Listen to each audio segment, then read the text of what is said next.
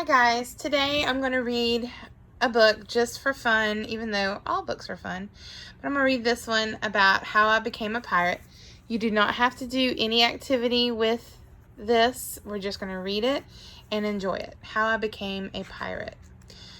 Several years ago, the girls and I went to the Outer Banks, and there is a production done there called The Lost Colony.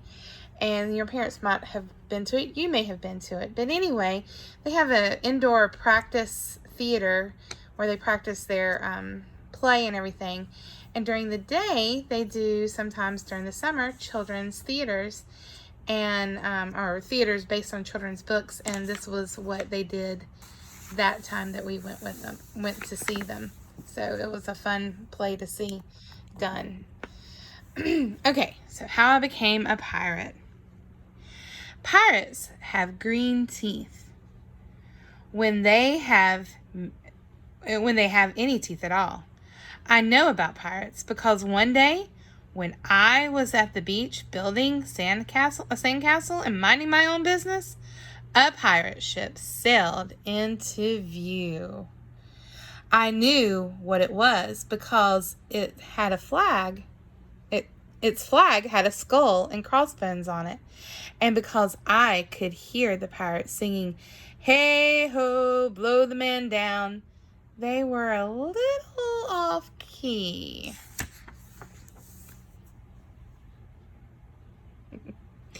I tried to tell Dad, but he was busy setting up the beach umbrella. I tried to tell Mom, but she was busy slathering my baby sister with sunblock. When I went back to my sandcastle, but I kept an eye on the pirates. By then, they were rowing to shore.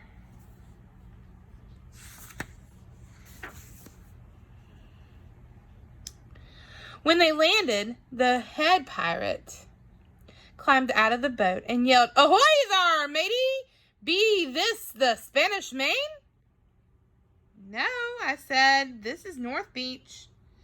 "Shiver me timbers," the pirate said. "We must have taken a wrong turn at Bora Bora."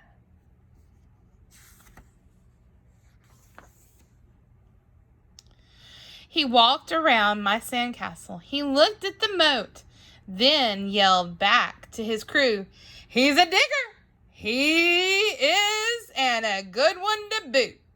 "A good one to boot," the others agreed. "What be your name, matey?" the head pirate asked. "Jeremy Jacob, sir," I told him.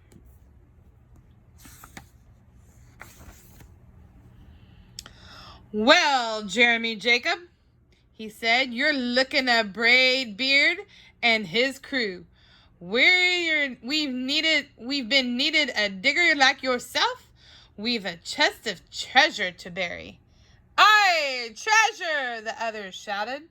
"You coming with us?" Braid Beard told me. I didn't think Mom and Dad would mind, so as long as I got back in time for soccer practice the next day.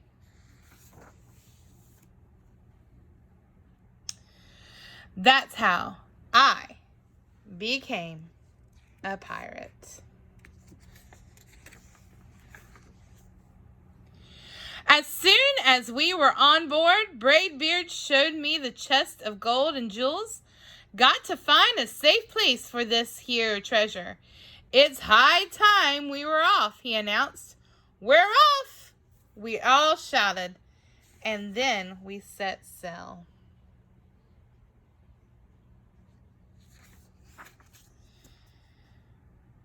There are plenty to do on board. The pirates taught me to sing sea chanties, the louder the better, and to say real pirate stuff like landlubber and scurvy dog. By dinner time, I could speak pirate perfectly. I also learned pirate manners. Braid Beard pounded his fist on the table and yelled, "Down the hatch, me laddies! Down the hatch!" we all shouted. Braid Beard gulped his food and said, "Hand over the meat!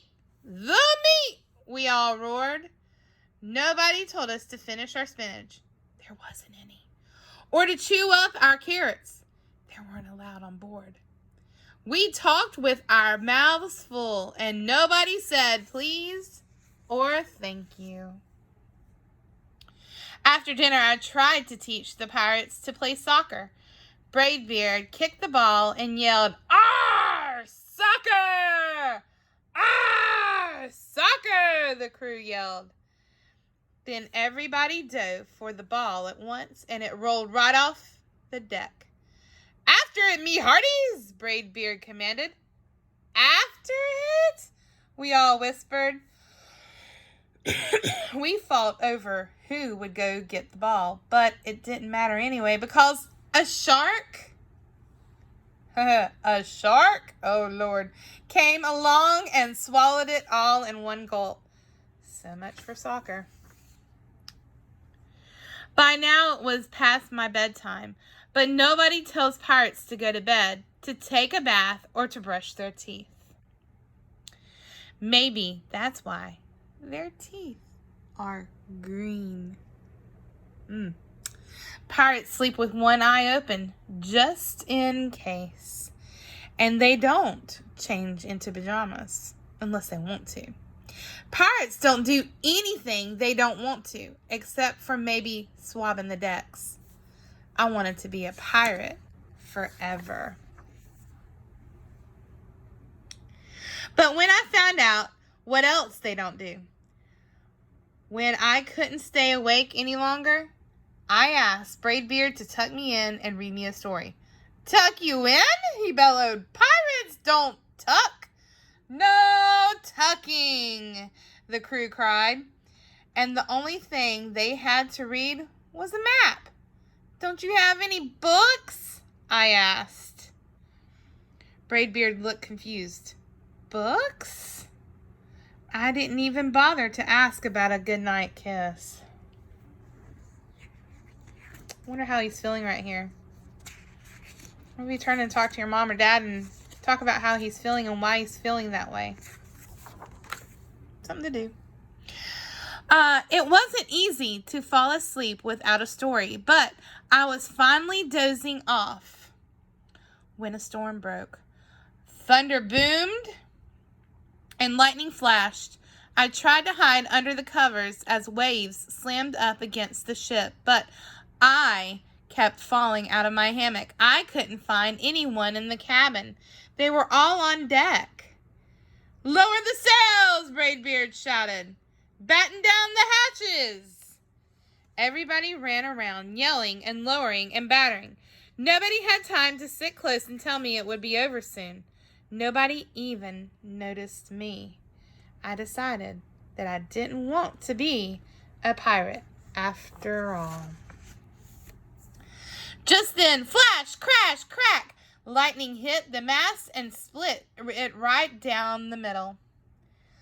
"What do we do now?" yelled one of the pirates. "We'll have to turn back," called another. "But the treasure!" hollered Braidbeard. "Where will we bury the treasure?" I stepped forward. "Maybe I can help," I shouted over the wind. "I think I know the perfect digging spot." When the storm was over, we rowed back to shore and buried the chest. We drew a map so we could find the treasure again, but I don't think I'll need it. I don't think I'll need it either. After that, the pirates repaired the ship and got ready to sail. Before they left, Braidbeard handed me a flag and said, "You make a fine pirate, Jeremy Jacob. Guard that treasure well. We'll be back to get it soon enough." "Soon enough," the crew repeated. "And if you ever need us," Braidbeard added, "just run the Jolly Roger up the yonder pole." "Up yonder pole!" the others shouted. "And maybe I will, but not today." By the way, this is what a Jolly Roger is the map with the skull and crossbones on it. That's a Jolly Roger. That's what he means by the flag. It's over there. Not today because I have soccer practice. Notice who his mascot is?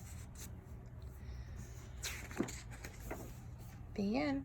Hope you enjoyed it. Stay well, stay healthy. I miss you and love you.